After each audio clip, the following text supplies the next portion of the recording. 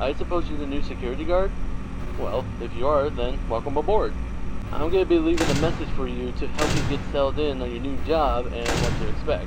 I'm actually finishing up my night shift this week, and I'll be switching over to the day shift. So I guess you applied at the right time.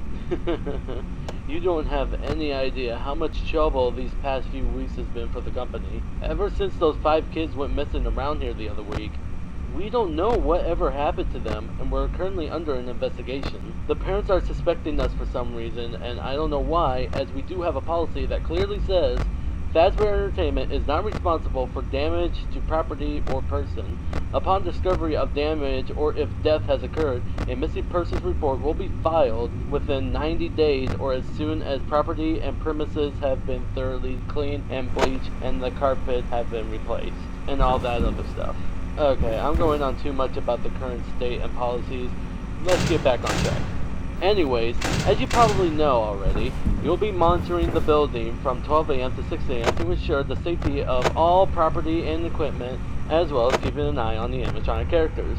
What I mean by that is, for some reason, the characters tend to roam freely after hours.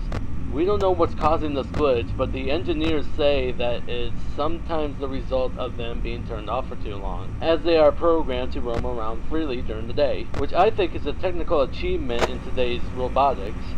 Anyways, make sure that they don't get too close to your office, because if they see you, they might mistake you for an endoskeleton without its costume on, and will try to stuff you into one. Now you're probably asking, how could be stuffed into a costume be bad? Well, you see, those costumes aren't like mascot walk-arounds and instead are the ones that the animatronics wear. And they are filled with eternal structures and devices. So being shoved into all of that would not only be extremely painful, but would instantly kill you. That's why you have doors by your vents. Shut them if anything is in there, and only if absolutely necessary. Using the doors, lights, and cameras to drain power, and using them too much will result the entire building to go dark, leaving you vulnerable to the animatronics. So don't leave the doors shut. If an animatronic does somehow end up in your office, I have a small trick for that, which is hiding under the desk. This will fool them into thinking that you're not in the office and will eventually leave. But be quick about it. You may only have a few seconds to react. It might also not work with certain animatronics, so keeping them away is recommended. It is also important for you to use your vent lights. There are blind spots in the camera views, so if you can't find someone on your cameras, be sure to check the lights, okay? Okay, that should be everything now.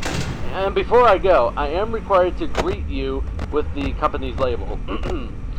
Welcome to Freddy Fazbear's Pizza, a magical place for kids and grown-ups alike, where fantasy and fun come to life. Good night. Good luck, and I'll chat with you tomorrow.